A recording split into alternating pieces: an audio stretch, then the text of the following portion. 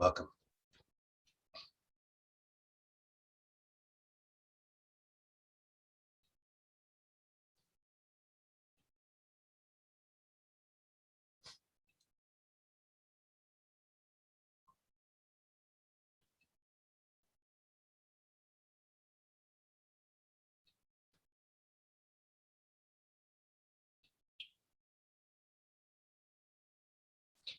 Okay, so this meeting is relax into health, wealth, and happiness.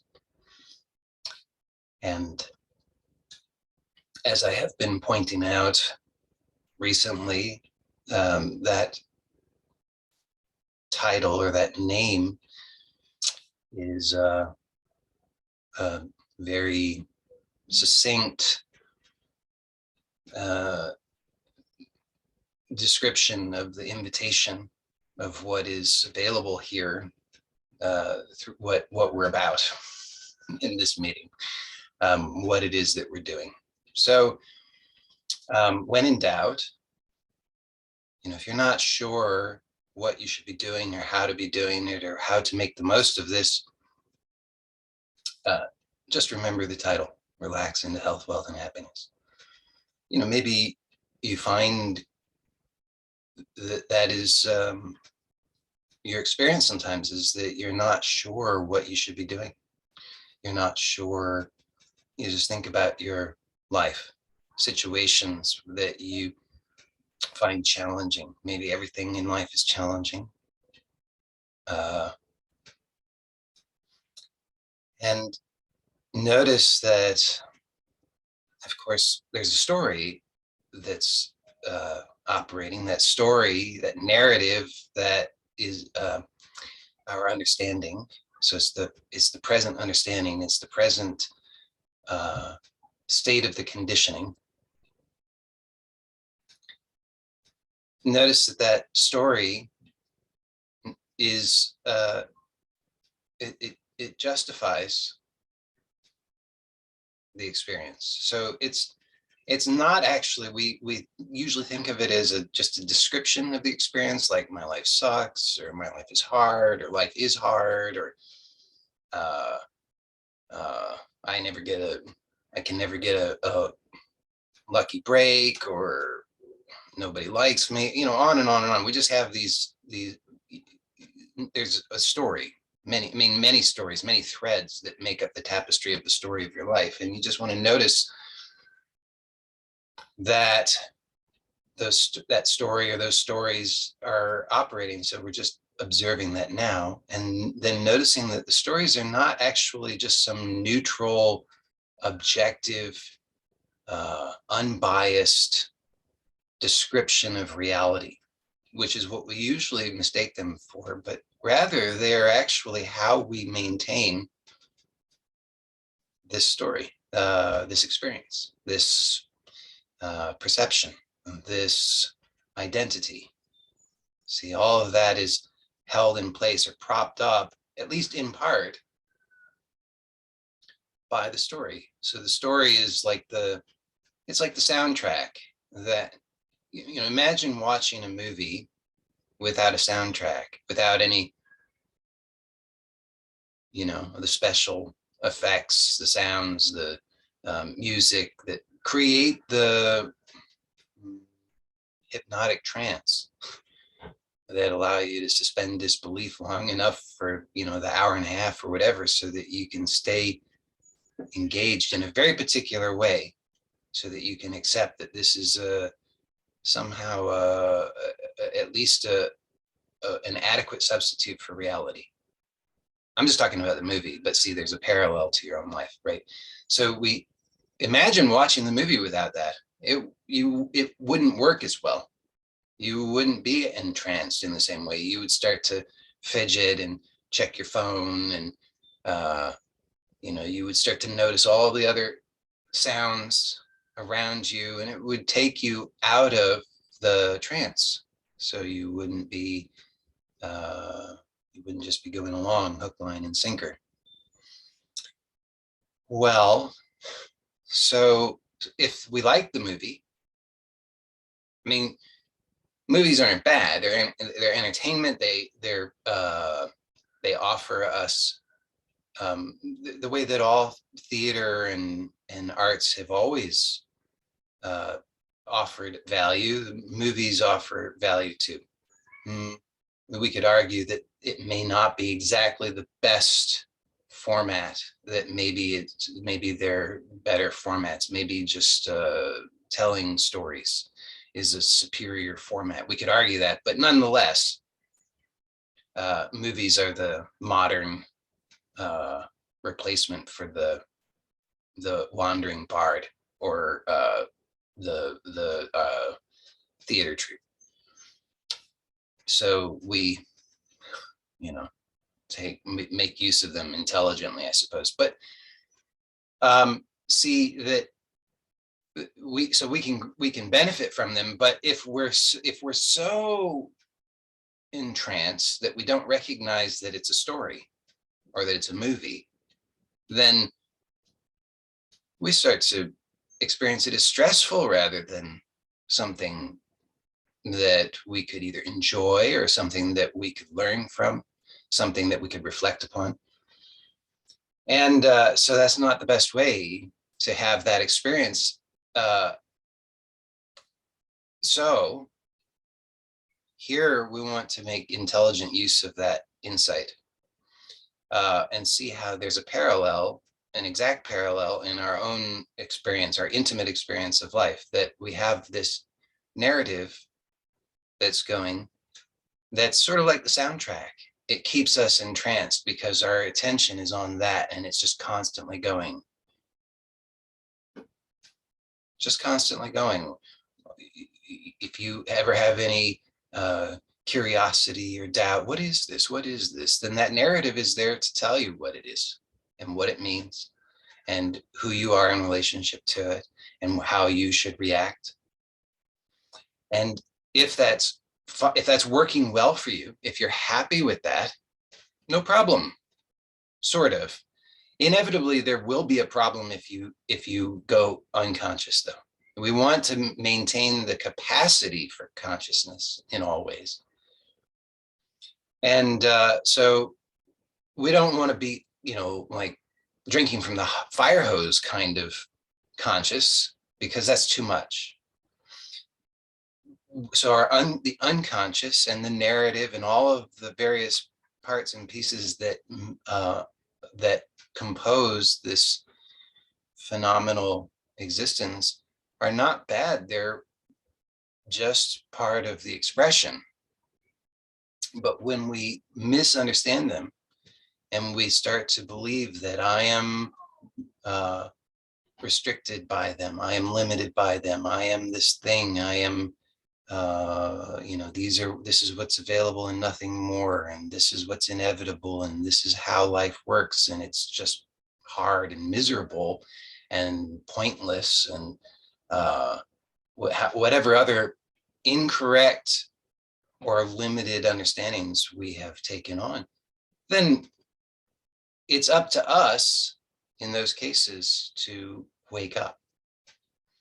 So that's what we're about here, is we're waking up from that trance. And so remember, when in doubt, if you're not sure what you should be doing, just remember, relax into health, wealth, and happiness. So there's a lot of energy, a lot of information, a lot of movement, a lot of things happening, right? And you can notice that. See, so the power is in the noticing. The power is that noticing is what it is the waking up. So the trance is maintained by what do I do? What do I do? What do I do? What do I do? And that's all about the narrative. The narrative is telling you, here's what to do. Here's what you should think about. Here's where you should focus. Here's your next struggle. Here's what you should be afraid of. Here's what you should aspire to. Here's what you're lacking. So as long as our attention is stuck there, then we're very, very, very, very likely, so likely that it's statistically not worth talking about the other possibility, that it will just be entranced, asleep. in a nightmare. So again, if it's not a nightmare, at least in the moment that it's not a nightmare, it's not a problem. And most of us have gone through our lives with enough that's not a nightmare that it worked out well enough until it didn't. But then once that 50 threshold is crossed and it's like, oh wait, 51% nightmare, then it starts to really get your attention. You wait a second, hold on a second, what's wrong? And then we start to have nostalgia or whatever, various different reactions to that. But see, all of those reactions are still focused on the story, keeping us entranced. Oh, longing for what has been, or regret for what has been, or what do I need to do in order to fix it, or what's wrong with me. So all of that, I'm just inviting you to see that. I'm inviting you to look for yourself right now in your own experience and recognize what it is that is being pointed to. So it's important to understand that what's being offered here, it is an invitation from yourself to yourself. Now that sounds like one of those wackadoodle things that certain types of people say, and you're really supposed to nod and sounds very deep. But I'm actually suggesting that this is true, and that you can just look to see, just provocative, because it's not how we normally perceive life. But see, when I say it's an invitation from yourself to yourself, then it should provoke something, so that it causes you to wake up a little bit, start to look and see, what is it that I'm believing? Who is this self that I think I am? Who is this self that I think I am? And you just see, oh, it's a narrative, and it's all the limitation. It's all about my struggles, what I need to do, what's wrong with me, what's wrong with my life, what's wrong with my experience. So here, the invitation is to look in a new way, just to, you see, the trance has you, it's like you just keep looking on a plane. Okay, so we'll mention dimensionality. Okay, so notice that if we talk about dimensions, we can say 0 dimensions. So 0 dimensions, there's no, I mean, if you're not aware of dimensional theory, it's like, I'll just present it to you in a very simple form. I'm not the originator of this. This is like, I don't know, what is this? This is like Cartesian sort of, okay. This notion that there are dimensions, so we can start to understand through this model of dimensionality. So 0 dimensions, well, maybe it makes sense to understand what the other dimensions are first before we look at 0 dimensions. So first, 1 dimension just means essentially you just have a point, and that point can move on a line. 2 dimensions means, I mean, so just understand, like, what kind of volition does this point have? Not much, it's moving on a line. And it's not even, it doesn't even have the sense that it's doing it. It's just that movement on that line is being done to it. Okay. 2 dimensions is a line moving in a plane. Right? So a plane is just what is defined by 2 lines, 2 intersecting lines, I guess. So you can now just have a sense of that. Just you've got like this endless flat. Okay, so that's 2 dimensions. 3 dimensions is there's up now. So now there's distance, there's what you would, I don't know, width or breadth, and there's height or verticality or depth. Okay, so all of these things. Now notice, and then fourth dimension, time, right? So from a third dimensional perspective, time is that dimension along which you have no agency, right? We have a sense of, oh, I can move in space, right? 3 dimensions, 1, 2, and 3, right? You can prove it to yourself right now. Please do this. I know it seems stupid, but just prove it.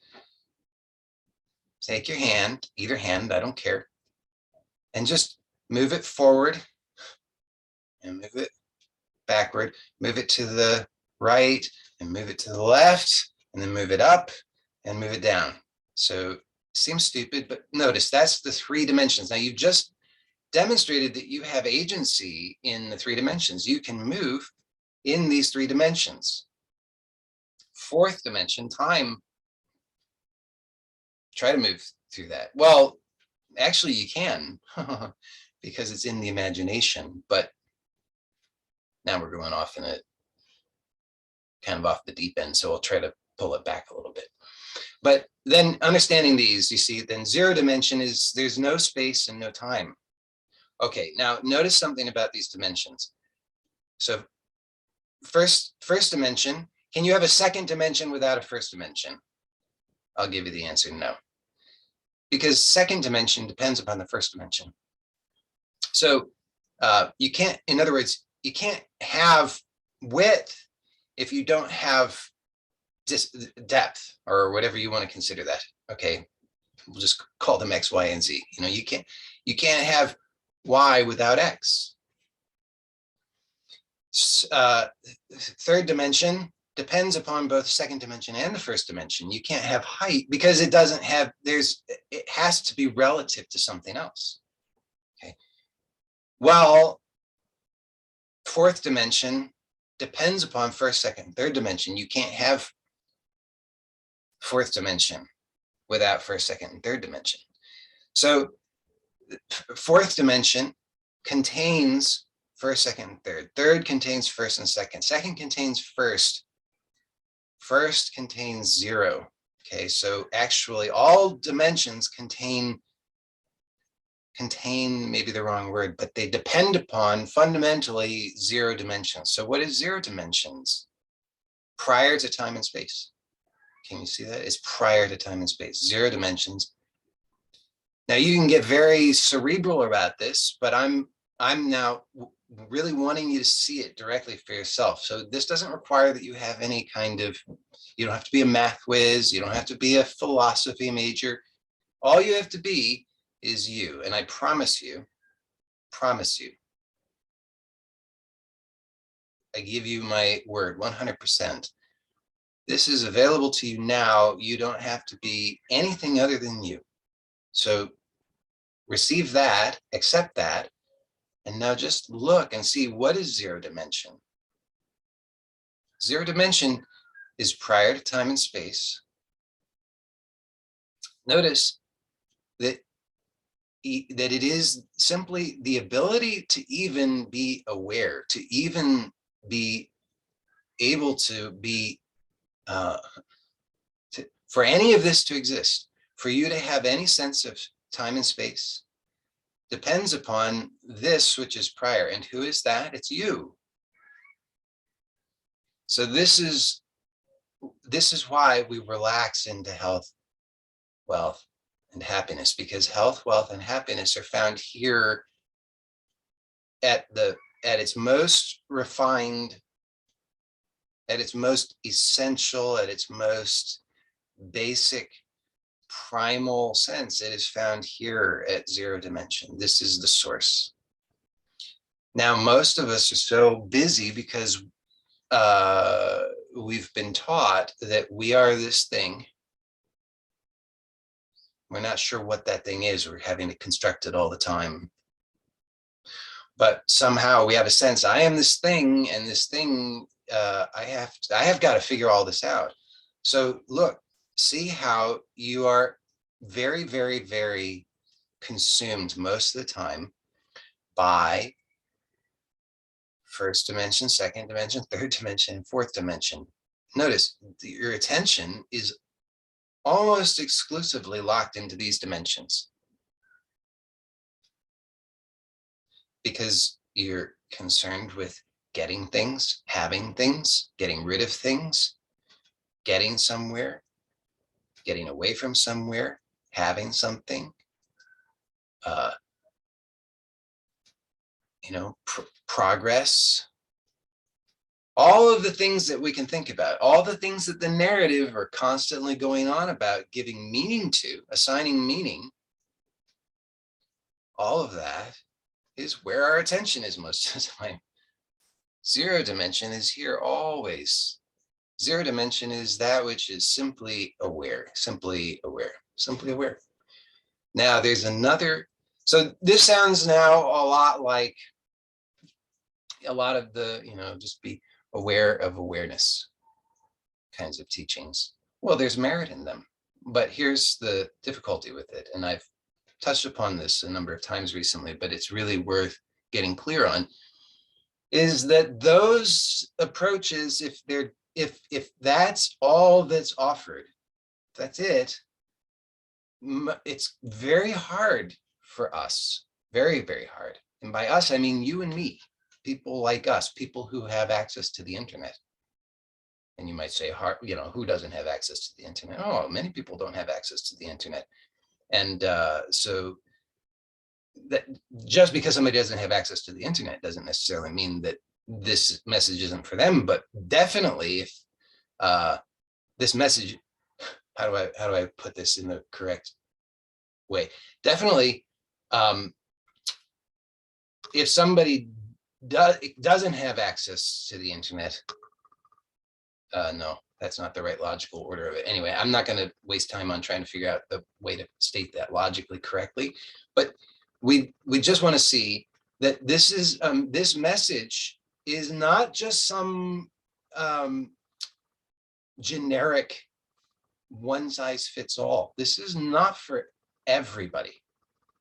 This is for some people.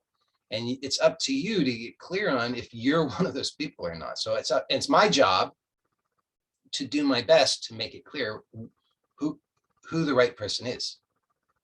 It would be very unfair of me and very unkind if I and I may have done this in the past in error, in ignorance, but it would be very unfair nonetheless for me to say, well, this is for everybody.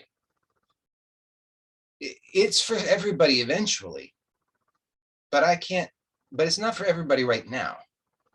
So, and you can only receive it now, you can't receive it at some other time. So it's really up to us to get clear on, are you that person now? So let me tell you a little bit about that person so you can judge for yourself if that's you. So one, you have access to the internet. That's important because that's how this message is delivered. You might think that's trivial, but it's an important thing because we want to get clear. Who is this person? So, okay, you have, obviously, because you're hearing it, you have access to the internet. I suppose if it was transcribed and printed and somebody had access to that, that would also qualify them. Okay. You have to be genuinely interested and curious about what's being offered. Because if you're not, well, then you got to tell the truth. This is just entertainment, and it's not the best form of entertainment. There are other better forms of entertainment. So it will help you to get clear for yourself. If you're just looking for entertainment, find better entertainment because it would be more efficient.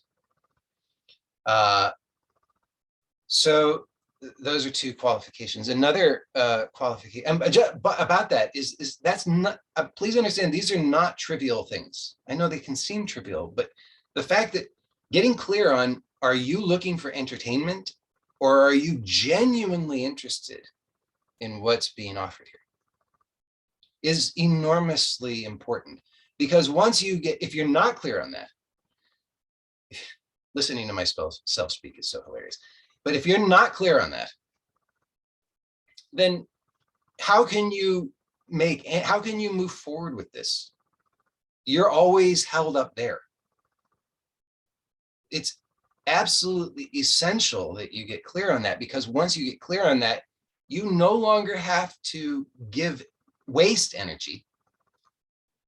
You no longer have to waste energy on something that you don't want, right? Like, not that you couldn't also want entertainment, but that you don't want entertainment right now. You see, that right now what you want, more than you want entertainment, is to really understand, to really experience, to really see what's being pointed to.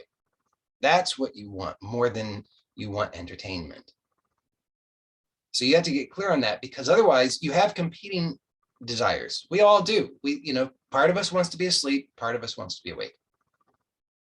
Part of us wants entertainment, part of us is really sincerely interested. Okay. But it's up to us to get clear on which one is more true, which one is more important right now, and then honor that. Because see, these two things are competing, and they've been locked in a stalemate for some time, quite possibly for a very long time. So that we just start to accept, oh, that's how life is. Life is just hard. Nobody really knows anything about what they really want. And it's just, I want entertainment, and I'm really sincere, and I can't really figure out. And next thing you know, you're just very much asleep, because you're just being lulled back into the hypnotic state by all of that narrative, by all of that conditioning, which just says, maintain the status quo, pay no attention to anything outside of this. So you have to get clear, what do I really want? And if I really am curious, if I'm very, very sincerely interested, then I must commit to that. I must see every time that desire for entertainment arises, and I must get clear in that very moment that that's not what I want right now. There's so many parallel examples of this in our everyday lives that I request of you that you contemplate that and see that it's broadly true, that it's just a true statement that you have to be clear about what you want, or you won't. The likelihood of that actually manifesting is very small. Well, especially if it hasn't already, right? Especially if what's manifested is something that's quite contradictory or opposed to what you want, right? Like, if you have a habit and that habit is counter to what you really want, just continuing to have hopeful thinking is not going to make a change. You have to get clear on, what do I really want? Because you're going to have to make a choice not to invest your energy in what you don't want, even though that's your habit. So we have to get clear on these things. Okay, so next it would be that you recognize that, to some degree, at least you can hear this statement and see some sliver of truth in it, in your own experience, that you recognize that your ways, or your habits, your ways, your understanding, your worldly knowledge and wisdom and experience and so forth is inadequate. That, basically, put it another way, you have done your best. You really have tried hard to figure it out, to improve your life, to get it all sorted out. And really, when you are all alone and it's like, late at night, you have to tell the truth, which is, it's not working out. So that's important, because this invitation is, again, it's absolutely counter to the way to the just be hypnotized. It's about being awake. But On the other hand, this is not for somebody who just is absolutely married to withdrawal, avoidance, renunciation. So it kind of goes without saying, because if somebody was since it was really married to renunciation, they wouldn't have internet access. But have to point it out because we're usually not clear on that. I don't know about usually, but it can be a significant sticking point, because many of us think, well, maybe we don't fantasize exactly that we'll, that we're aspiring to be a lone monk in a cave in the Himalayas. But some variation on that theme is usually at play. Some variation, which is, when like all of these people, all of these situations, they're all the problem. And if only, and when in some fantasy future, I can no longer be bothered by them, they can just leave me alone and I can have some peace and quiet. I mean, but you see, the big joke is, you might get quiet, but you won't get peace, because the lack of peace has nothing whatsoever to do with any of those things. But as long as we are married to that fantasy, you can't really receive this invitation. So you've got to have that clarity too. It's really important. Now, do you have to come with crystal clarity? No, as long as you can just see what's being pointed to. Of course, you don't have crystal clarity on it, because if you had crystal clarity on it, you wouldn't need to be here. Because once it's crystal clear, then you're like, oh, got it. Makes perfect sense. But then it's all about application. But so many roadblocks along the way, so many obstacles, so many things that we believe, so many ways that we lull ourselves back to sleep, so many things that so many barriers that we've unwittingly put up for ourselves. So we want to get clear on these things. So to really receive the benefit of what's available here, you have to be somebody who's really clear. I've had enough. My way isn't working. I have a sense that something's wrong. I've tried to figure it out and I'm really stumped. I maybe still, maybe I'm completely hopeless, or maybe I still am holding out hope on some things, but kind of actually I know they're probably not going to work either. Which is not to say that those things might not have value. But here's the thing, here's the problem. We're not in a position to receive the value, and that's why we haven't yet received the value. Because I'm trying to tie, it's a big picture thing I'm painting here. I'm trying to put it all together. See that if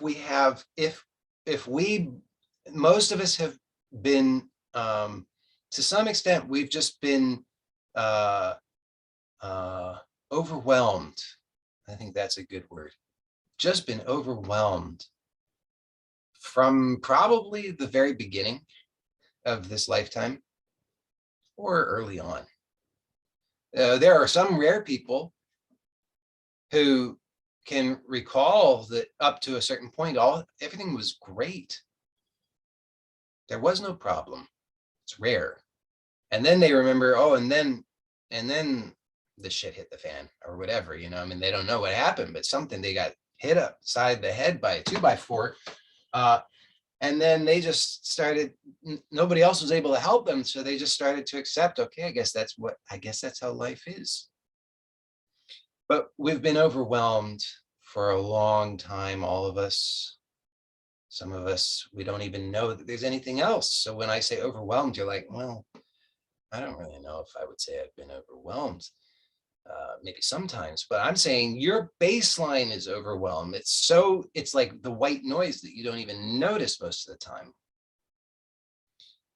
So look, we've been overwhelmed. Now that that's not your fault, but we want to look at this in terms of, in context of dimensionality. So look, we are human beings. So it's, you can't have a human being, actually, it's true. You can't have a human being who doesn't move. Can't. A human being must move.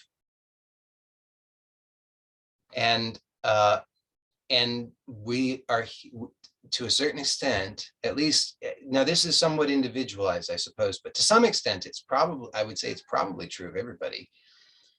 No, in fact, I can say it's true of everybody, unless they happen. No, I'd say it's true of everybody. Anybody who's in human form is here because they desire to have greater mastery over movement. But see, what's happening is that we're overwhelmed by movement. We feel stuck, frustrated, depressed. Think about, we use those words, but what is, like, understand what is, think of those in terms of dimensionality, in terms of movement, in terms of agency, right? If I'm stuck, not, it's a metaphor, I suppose, but look at, it's describing a literal experience. So if you're stuck, picture that in dimensionality, being stuck. Now this stuckness, it's because of what? It's because of something happening in these dimensions, first, second, and third dimension. There's somewhere where there's a blockage, can't move that way. And we're locked into that perspective. So we're like, I'm stuck. You don't say you're stuck when you're not stuck, right? I mean, like, people don't perceive that they're stuck unless they're stuck, but we dismiss it. We're like, so what is this guy talking about? Why is he going on about feeling stuck, and how there's a three-dimensional nature to it? It's important. I'm pointing it out to you. Look, when you say that you're stuck or frustrated or depressed or whatever, what you are describing what you're perceiving. You're not being dishonest. That's what you're perceiving. You're just describing it. Of course, the rest of the world says you're crazy. Shut up. We don't want to hear about it.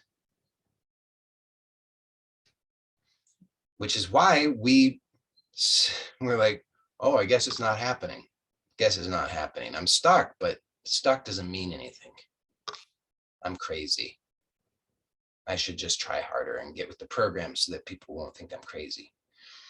But look, you're describing your experience. You're describing your perception. It's a dimensional thing. You're stuck. Now, how can you get unstuck? Well, most of us, we say, well, there's no way to get unstuck. But at a higher dimension from where you're currently perceiving, new things open up. If you can only move this way, and all of a sudden a new dimension opens up and you realize, oh, I can move that way too. All kinds of new things open up for us. There's a whole body of work all around understanding the metaphors that we use and how they're literal descriptions of our experience, and its therapeutic model. It's effective. So it's like, this is good stuff. Too much for us to go into in 18 minutes left for today's meeting, but want to see that these feelings that we're describing, what we're really describing is our perception. That perception is our narrative. It's and that narrative is informed by the access to dimensionality that we have. But our access to dimensionality, our ability to fluidly traverse all dimensions from 0 to n, whatever that is, 0 to infinity, or I don't know. I don't have that insight to know what the limit is. But whatever that is. So 0 to n. Our ability to fluidly traverse that is directly connected to, or it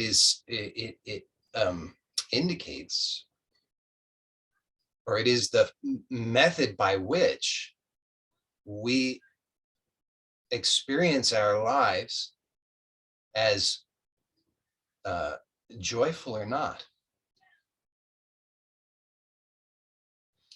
So now, how do we get? How do we become overwhelmed?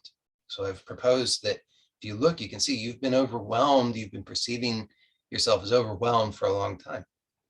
So like there are limits. You keep hitting those limits. You want something, but you reach a limit. Like, I want to feel good, but I reach this limit. If I just feel bad and I don't know how to feel good, or I want to be open, but I reach the limit of closeness, or I want to be optimistic, but I reach the limit of this boundary, perceived boundary of just negativity, or on and on and on. I could give so many examples, but you see how you reach the limit in your own experience.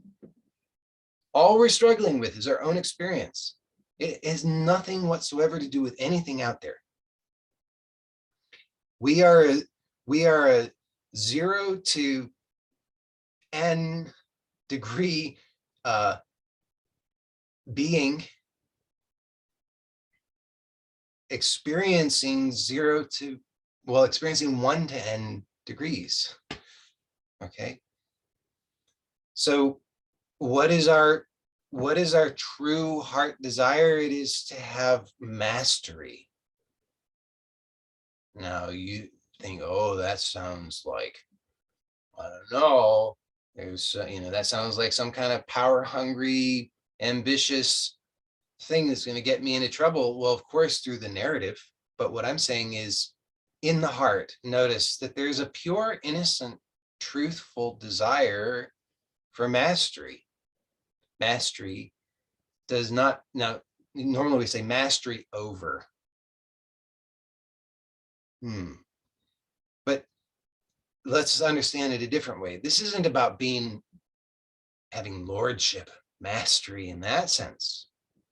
This is about mastery in the sense of artistry, right? To have mastery. You don't have mastery over a violin, but you have mastery, let's say, of the violin. See? So we desire mastery of what? Of ourselves. Isn't that so? Don't you? So see, now this is like the delivering the goods. Okay, so qualified you. Who are you the right sort of person? Well, you're still here, so I guess so. So are you the right sort of person? We've already established that. So now, okay, you passed. There's a test. You have to pass the test. Once you pass the test, okay, now here we go. Here's the goods. What do you desire? So people say, you make a big deal about getting clear on what you desire, but I don't know what I really desire, and I keep looking for what I desire, and I'm just not sure. Well, I'm going to tell you. I've already told you. What you desire is mastery of yourself. Mastery of yourself. Not mastery over yourself. Not mastery over yourself. How could you be over yourself? That's only at the level of limitation where you're feeling overwhelmed. I'm saying, for a moment, let go of that. Have a truly holistic vision and just notice that there's a truth that resonates where you just say, yes, that's what I want. I want mastery of myself. Mastery of myself means the ability to express freely, the ability to choose clearly, the ability to love, to enjoy, to forgive, to allow, to release, to simply be, not to be someone, not to become someone, but to simply be. That freedom comes at part and parcel with mastery of oneself. So mastery of oneself is a united, non-dual reality. That, again, it's not mastery over myself. That's different. That's not what you want. That's a common misunderstanding, but it's not what you want. You don't want mastery over yourself. You want mastery of yourself. Now, I brought up this last week, this notion of this dance. So the mastery of the self is that there's still a dualistic perception, a sense that I am this and the self is that. Okay, so engage at that level, start to dance with yourself, dance with your life, dance with experience, dance with perception, dance with it, rather than trying to manhandle it. Okay, so this overwhelm, I know it's high energy, I'm throwing a lot at you, but I got to really tie it together. So this overwhelm, look at how it manifests in your physicality. So see that everything in your life, everything is united in a singularity, which is you. So nothing is not that. This is true holism. Everything is the whole, or everything has the seed of that wholeness in it. The essence of the wholeness is in it. So you can, this beautiful thing, because anything in your life is reflecting, everything in your life is reflecting to you, is showing you the truth. So our physicality, how we move, how we've learned to move, how we learned limitations, all of that is showing us exactly everything in our life. It's showing us it gives us the keys to mastery. So look at this. When you may not remember episodically, but you can at least imagine this and see how the truth of it. Maybe you see it in others, or maybe you just start to notice that those programs are still there. To prioritize materialism over the self-mastery. So what that looks like, take a little baby, and the baby at first, I mean, I'm going to obviously way oversimplify, but just to make the point, see that there's these stages of, we would call them stages of development. Okay. So, at first, the only thing is to, find the breast and latch on. And once that's satisfied, then sufficiently, then that becomes normalized. Like the expectation is, oh, okay, I can do this. I have this. So the certain, I mean, starting to have some self-mastery, agency. I have a desire. I can have the fulfillment of the desire. I desire nourishment. I can find the breast and latch on and have nourishment. So this is great.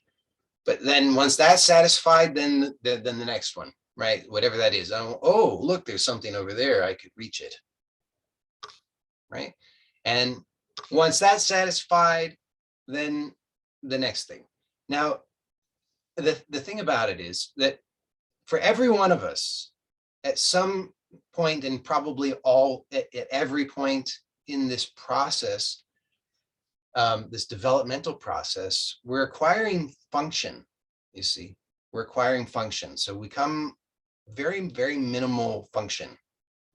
So humans have to have a very long period of being cared for. The human brain, even, with what's known today, and that could change tomorrow and we could push it back even further. But with what's known today, the human brain doesn't fully form until around age 25. So think about that. We're sending these poor kids out without adequate equipment. I mean, it's insane. And then we wonder why. But look, for the first 25 years, brain is still developing, forming as the capacities are coming online. So that's an enormous 25 years in which we are pretty, to varying degrees, helpless.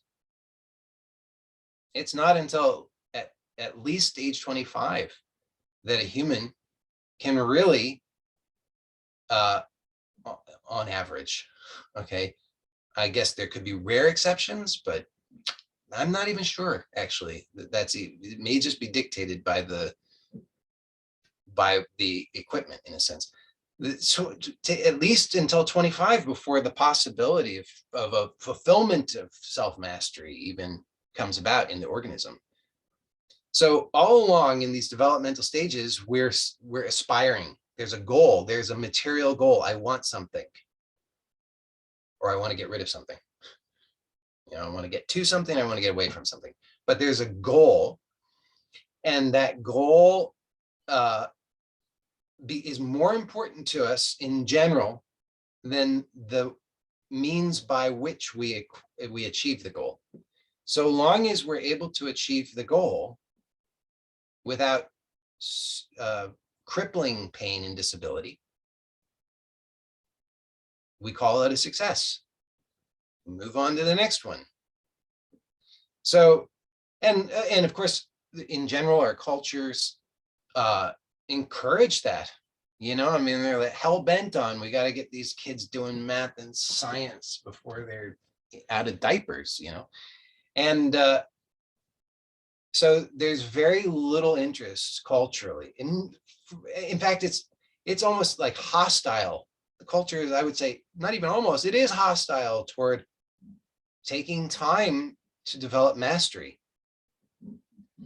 So mastery is about efficiency. It's about the ability to have a full sense of agency, that I can and I know how, and I am able to do so fluidly. At no point in this process, if you were to hit the pause button and then restart, would I be lost and have to start over, because I don't depend upon momentum. I don't depend upon violence. I don't depend upon fear.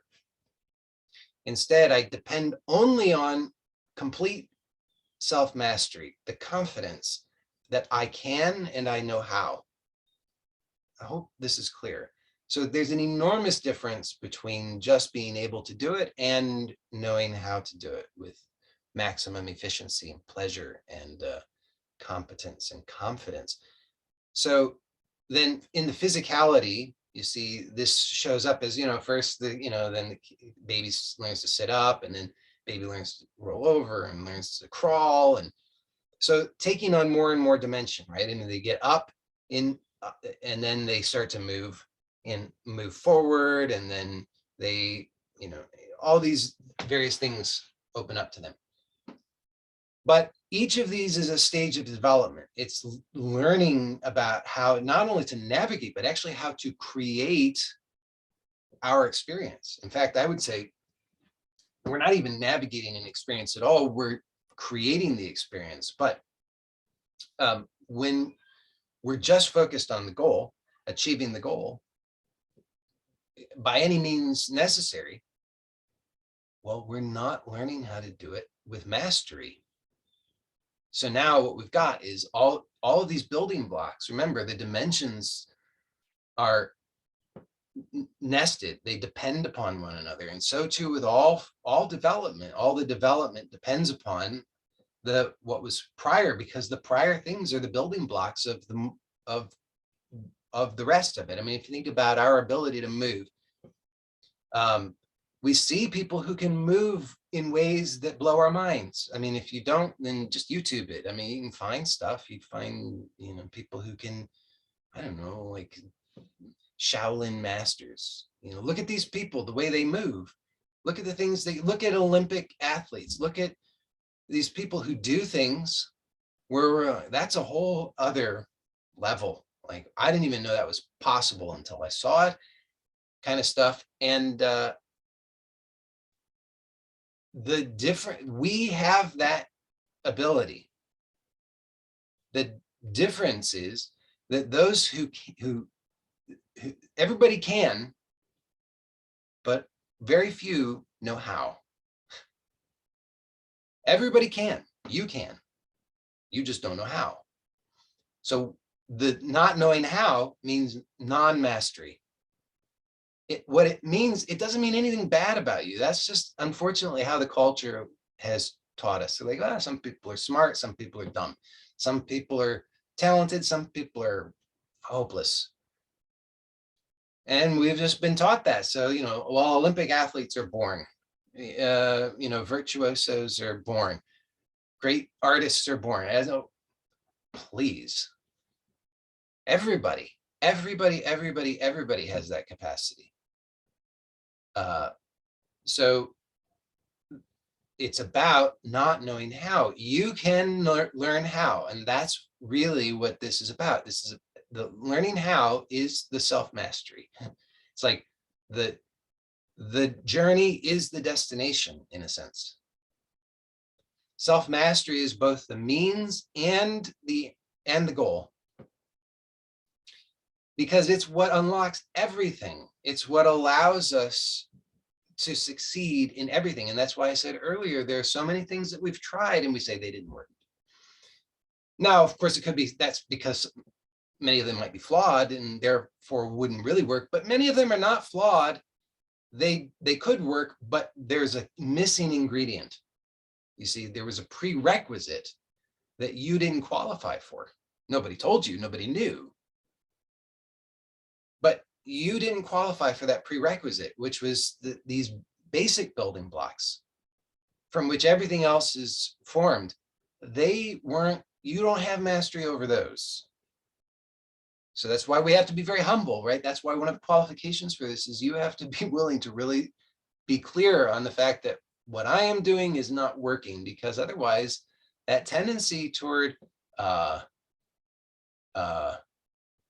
pride and arrogance will cause us to be blind. We'll say, oh, well, I don't have to do that. I don't have to look there. I don't have to be uncomfortable in this way. I don't have self-mastery. I'm super masterful. I can do all kinds of stuff. Well, then you can't receive. So that's why you have to be willing to be humble and see my ways aren't working. So then you're open to the invitation as it's really extended, which is to relax into health, wealth, and happiness. You see that we think, oh, that health, wealth, and happiness are these material objectives, that they exist out there, and we've got a fantasy about it. You have to see that, right? Like health, something comes to mind. Something must come to mind. Otherwise, that word has no meaning. It's just silence, actually. So for that to even register, for it even to be registering as even a vibration or a sound, there's already some meaning there. And so you can just let that narrative emerge. What does that look like? What does it feel like? What's required for that? There are all kinds of dependencies, right? Yeah. Health. Well, I've got to get rid of these feelings, and I'm pretty sure I know what it is, and it's caused by this thing and that damage, and that because of that thing that happened to me that I'm not yet fully over, and I don't know if I'll ever be fully over, and on and on and on. So all this stuff that has to be dealt with and overcome before you can have that material objective of health as you understand it. But see here, relax into health, wealth, and happiness. It's to go back to zero dimensionality for a moment, because everything, this is the paradox, is that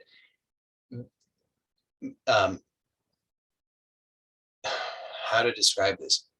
This, the higher dimensions contain the lower dimensions, and it doesn't work the other way around, in a sense, except zero dimensions is the same as infinite dimension.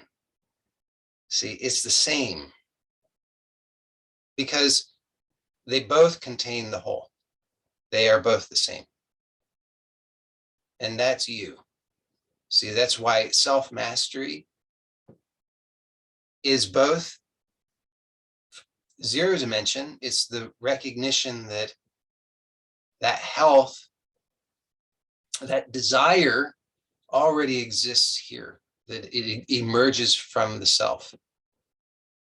I am already that. So what I'm, you've heard these things before. What I'm seeking, I already am. But we have to let that penetrate. We have to see the truth of that. What I seek, I already am. It's true that it's here in zero dimension. Pure awareness, formless awareness is pure potentiality. And none of it is actually manifested, but it's all here. Everything that ever was, everything that ever will be, and anything that is here in pure potential. So it contains all. So we have to recognize that, because if we're always looking for it out there as this material objective, guess what?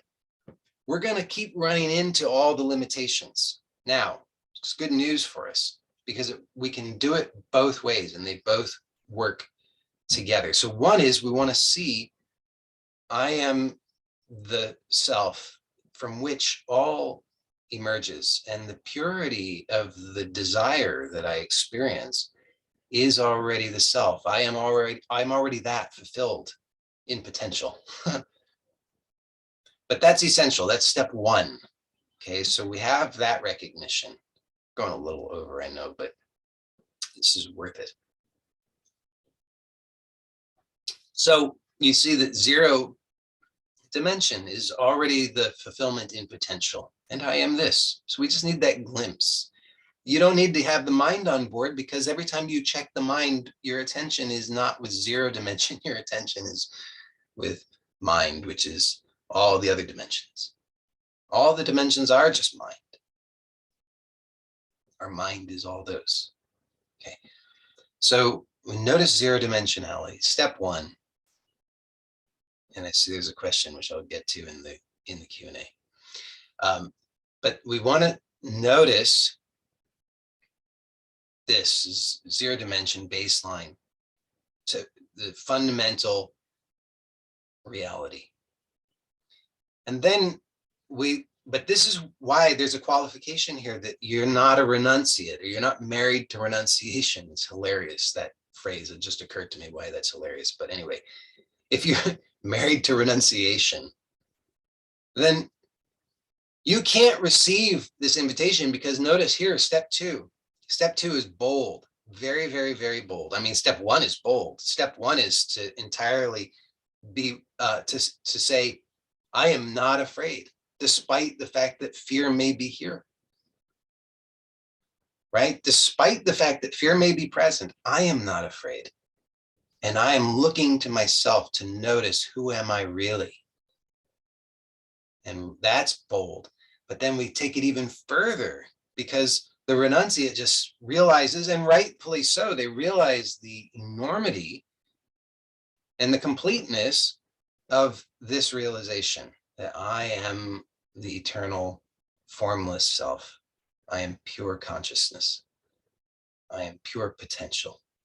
I am infinite pure potential. So this is huge. I mean, obviously, but even bolder is to then say, wait a second. Now, all of this stuff that I was so caught up in before, that was I perceived as suffering, still here. Oddly, it keeps showing up. And that, yes, I can just rest as pure awareness. Yes, I could do that, but why not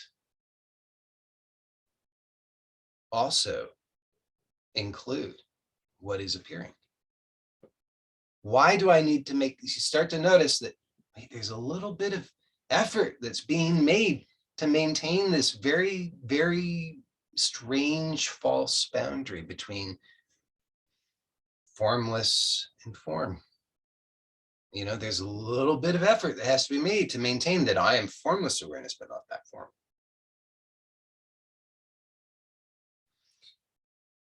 So very bold step is then to say, okay, so why not?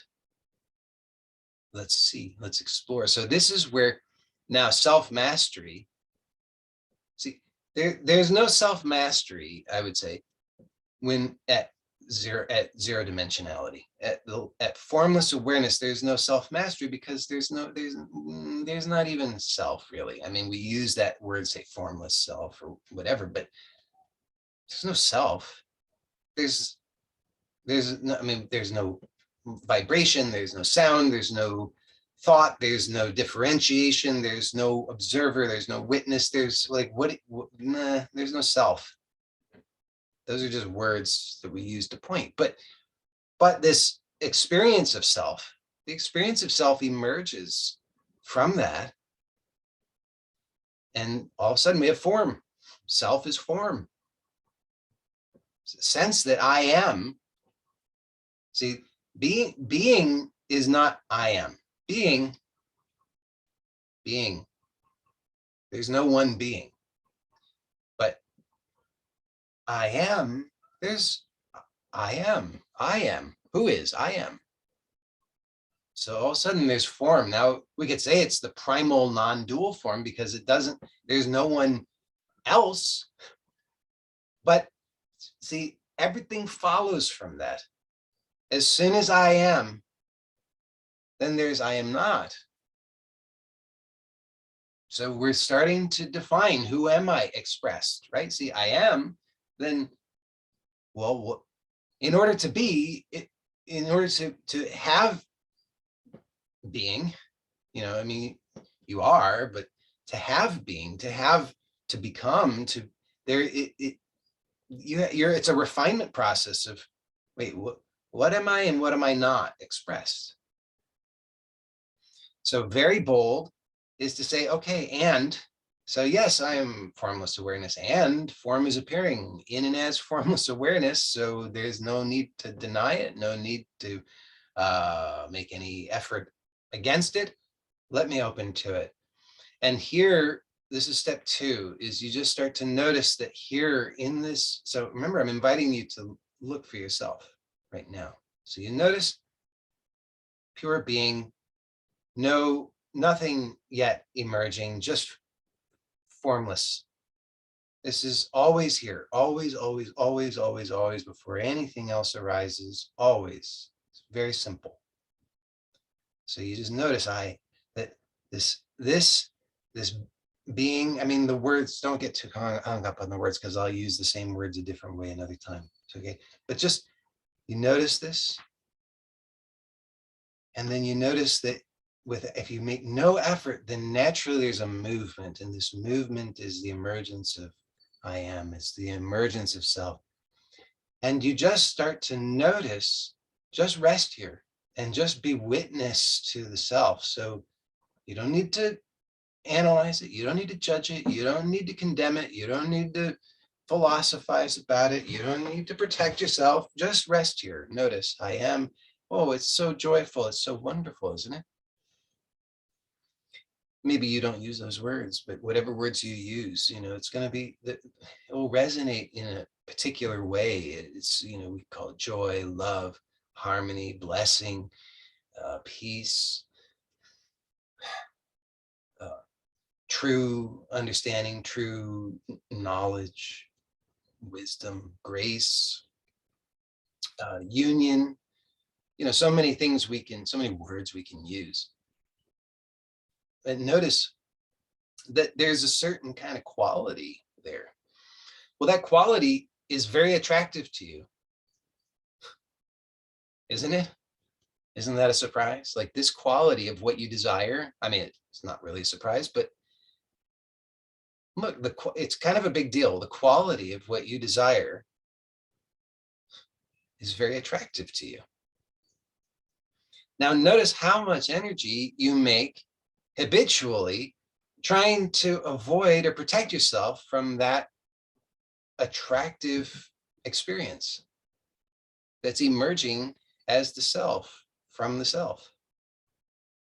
You don't have to go looking for it. You didn't create it. It wasn't because of something that happened. You could just notice that it's here. You just notice, like, there's a desire. This desire is attractive to me. And this is true no matter what. Like, even if you say, oh, I'm so depressed, it's all hopeless, it's all dark. But you see, look, just tell the truth for one instant. The feelings can stay, the thoughts can stay, everything's fine. You don't have to get rid of it, but just for one instant, just notice what's prior, and then notice that from this emerges, if you just allow yourself to notice that there is an opening and there is a light, and that is what you desire. It is very attractive to you. Very, very attractive. But notice that you cut yourself off from it. And if you're very depressed, you cut yourself off from it just like that in an instant. You don't even allow yourself half a second of it because you're so armored. So you want to notice that you cut yourself off from it. You say no, you believe the limitations. You hypnotize yourself again with the narrative, and you say, oh yeah, I can't, and remember who I am, and I'm always miserable, right? Yeah, that's true. So that couldn't be, I couldn't have that. That's not even real. Oh yeah, it's always been dark. Oh God, it's just all darkness. Hypnotizing ourselves. But it takes boldness. It takes serious boldness. This is not another qualification. Sorry, it's late to give the qualification, but you have got to be, I would say, even more than curious. You have got to be like on fire. You've got to realize that, like, I cannot go on another minute. Can't even go on another second with this burden that I've been carrying, because it's killing me. There's no life left in life. You've got to have that kind, to at least just an instant of it, to recognize what I'm pointing to here, which is that you are your own worst enemy. And the answer is not to defeat yourself. It's not to go to battle with yourself. It's to relax into health, wealth, and happiness. It's to relax into what you already are. From this emerges the self, which has direction, has uniqueness, and that shows up as this unique desire that is the seed of your life. It's the seed of your life. It's why you are. You depend upon this. Now, along the way, a couple of different things happening, as I pointed out. One is that you just were overreaching. You were so fixated on the goal, and once you, by any means necessary, you're reaching out for the thing, and you trip and fall, but you catch yourself by the thing that you were reaching for, and you call it a success. And how many times has this happened to you in your life? You call it a success because it happened, but you don't know how it happened. You know that it can happen because it happened, but you don't know how. Well, worse yet is you say, I'm not even sure it can happen because I haven't, that's how unsuccessful I've been. I didn't even get there. I just tripped and fell, and I tripped and fell, and I tripped and fell. And then I just learned that life is tripping and falling. Life is painful, and there's no payoff. Nothing good in life. You see, all of that is the self-fulfilling prophecy, because we keep believing that. It's hypnotizing us, saying, that's how life is. That's how life is. That's how life is. And we're like, yeah, that's how life is. And I've got all the evidence for why I know that that is so. And it's all just a bunch of nonsense that we've accepted. So you've got to see, I'm doing that unconsciously, but I'm doing that. This is the most wonderful news, because it means the instant you can glimpse it, even for just half a second, if you can glimpse, or I shouldn't say if, when you glimpse for even half a second, and blessed are they who can glimpse it for longer, because it's maybe easier to believe, but if you can even glimpse it for half a second, that there is a desire, and that desire feels good, that you are attracted to that desire, and that desire in its seed form exists where? Here, uncaused in you as you. Glimpse that just for half a second. And that's step 2 of this process, because that allows you to then stay at this subtle level forget about all that other stuff, what I need to do and where I came from and all the bad experiences and how life is and how nobody can ever have anything good and all that stuff. You have not got time for that, because you have to go back to the basic fundamentals where you have to gain mastery here. We're trying to run before we can even crawl. And we've got to come back to, but this is why it requires humility. We've got to be willing to admit, I ain't even got mastery over the most basic thing, like just knowing what do I want, pain or do I want pleasure? I'm not even sure on that basic level. And I know that sounds crazy, but you look at your life and you'll see, if you accept that your life is the expression of what you are believing, then you just tell the truth about it, which is your life is showing you perfectly exactly what you're believing. It's that simple. It's not a guessing game. It's like, oh, I'm believing all of this clearly because I'm believing it. But it's like one of those things where until you recognize the profundity of that, then you're just like, oh, that's just one of those other weird things that somebody says. But look, I'm saying, notice it. And then you discover this open door to freedom. So you notice I am doing it. Notice that I have to get to the very fundamental level. So we're, just going from 0 to 1 dimension. That's the level, 0 to 1, from pure being to I am. And you see, that's the level, is just pure being to I am. And at the level of I am, and we just have to stay just here. Don't get complicated. If you get complicated, all your programs, all the conditioning that you're struggling against gets activated, and you're again overwhelmed because you're not stable. You're tripping and falling. What are you going to do when you're tripping and falling? You can't help yourself. The programming takes over. So we need to take it back really, really, really basic. From just step 1 is being, formless awareness. Step 2 is just one dimensionality. I am. Okay. So then we notice already here, I am means there's something is that I'm not. But you see, we then, so important. At this level, which is where we make the most basic mistake that costs us an enormous amount in efficiency. Enormous. I mean, think about it. If you have a tree, I want you to imagine a tree, which I'm going to awkwardly demonstrate to you on the screen here. And my hands are like the trunk of that tree, so it sprouts and it's growing and it's growing. And at some point, the tree is going to, most trees, maybe not all trees, but imagine the kind of tree that I'm talking about. It's going to branch.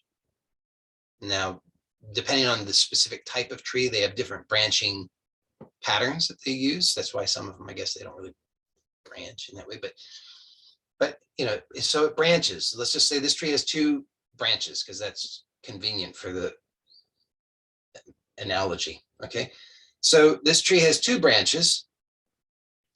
And this is, so down here at the root level, this is like 0 dimension. Okay, here where it starts to branch, this is 1 dimension. Now, notice if I want this branch, I mean, ultimately what I've said before is I want the confidence and competence to be able to fluidly travel this whole tree anytime, anywhere, no limitation, ultimately. But at a more basic level, before I can really have that kind of mastery, I've got to get just basic stuff like, wait a second, up to this moment, life was only non-dual. Here, all of a sudden, I'm faced with the first really fundamental shift in perspective, which is, wait a second, either or. And most of us don't move past this lesson. We just keep going this way. And then we're like, I like that one too. And we're like, okay, that way. And we're like, wait, but I like that one. And we go, okay, this way. And wait, I'm not sure. We just do that over and over and over. We're undecided. So is it a big surprise we don't gain mastery? No, when you understand how it's working. But look, instead, sometimes what happens is just because we're like, we've got to move forward. Like this culture is saying, you've got to go, you got to move. You can't just sit there and stare at your navel. Be something, like mom and dad are concerned you're not out of the house yet. You're 5 years old. When are you going to get a job? So you've got to move beyond this. But most of the time, because for most of us, we move beyond this, not because we have mastery, not because we have presence, not because we have this continuous awareness throughout, and not a smoothness, not a competence, not a confidence. Instead, violence and momentum. Someone's like, get a move on, slap, and you go, oh, well, that happens often enough. And this groove is now much more established. Now, here's the problem. What if what you really want is over there? But you've been going this way. So then look at the enormous inefficiency, even if sometimes by chance or whatever, you go this way. But if 90% of the time you go the other way, then are you gonna feel like you have any kind of agency? No. Are you gonna feel like a victim? Oh, yes, you will. So but then look what happens. Where our attention is way out here, superficial level. So we keep going over this way and we don't catch it. We don't notice it until it's here. And we're like, whoa, this is way off. Don't want to be here. I want to be over there. And we're trying to leap from here to over here. Doesn't happen. So how much leverage do we have over here? None. We're not going to get what we want from over here. We're way too late in the game. So that's why we have to be humble, because we have to come all the way back here where we finally have leverage. This is the only place in this equation at this point at which we should have any concern, because everything else is way too late in the game. Here, fundamental, what do I want? Do I want this? Do I want that? And we have to get crystal clear on it. And then we have to do it over and over and over and over and over. Now, step 3 is that to really help ourselves in this learning process to make it all so much faster, so much more powerful. We're going to, step 3 is we use the imagination and invite this into our imagination. I am now imagining that this desire, which I'm attracted to, the seed of this light that I'm so attracted to from the core of the self, I'm imagining that expressing as more and more of that in my mind, in my body, in my senses, in my relationships, in my finances, in my everything, whatever, wherever you've got a hang up. And you imagine that, and then you just see all the ways in which you habitually, without knowing it, that it just goes that way. And you want to see all the different little tricks, all the different little things you put up. You're like, okay, I think I've caught on. I'm going to just put a wall here. It's like, yeah, but that groove is so strong, it's going to go right around the wall. You got to see, right? You just forget about trying to stop anything, whatever. Just relax into health, wealth, and happiness. You're relaxing. And so you can just see what's happening. You're like, oh, there's that impulse. Oh, there, I'm wanting to give attention to that. Oh, there's that sorry story. Oh, oh, there. You just see it. That's all. Don't dwell on it. Just a few seconds, but you do these 3 steps. Repeat them in 3 times. Step 1, step 2, step 3. Then step 1, step 2, step 3. Then step 1, step 2, step 3. Do that. You have to see changes in your life, because begins to be an integration, because there begins to be the very early steps to self-mastery that we were all thwarted on, and nobody had the knowledge or the skill to be able to point it out to us. This is like, if I had had this knowledge 40 years ago. Wow, what a different life. If I'd had this knowledge 5 years ago, what a different life. If I had the knowledge, this knowledge, even yesterday, what a, how great that would have been. But we're receiving the knowledge now. And wherever we are, this is the place where we have to apply it. So you apply it and don't have unrealistic demands. Don't insist that, well, I did it and I didn't feel so good because it didn't work. Unrealistic expectation. Just be willing to it's a learning process. It's self-mastery. You're learning about the self. You're learning about how you work. You're learning about what this is. You're learning about all of that. And you're learning how it's not so scary. But it starts out scary. So you got to be willing to bring it back to a very basic level and see how even at this very basic level, very, very fundamental level, we don't even have the skill. We're not even close to having mastery, even at this most basic level. So then all of these other things that we're demanding of ourselves, totally ridiculous. I should be a billionaire. Everybody should love me. I should be very attractive. I should be running a 2-minute mile. I should do jumping jacks every day for 3 hours. I mean, I don't even know what I want. I still am acting as though what I want more than pleasure is pain. I'm still doing that. And I think I should have all those other things. I mean, no, take it back to a very basic level. Have that humility. See with clarity the importance of it and just the truth of it, that if I can't even have the most basic clarity about what I want, number one, and then two, how to experience that, how to express that efficiently, why am I giving attention to anything else? This is where my attention should be, just on this, because everything else depends upon it. So very powerful. It's enormously powerful. And it's also so empowering. Also, apparently, very easy to misunderstand.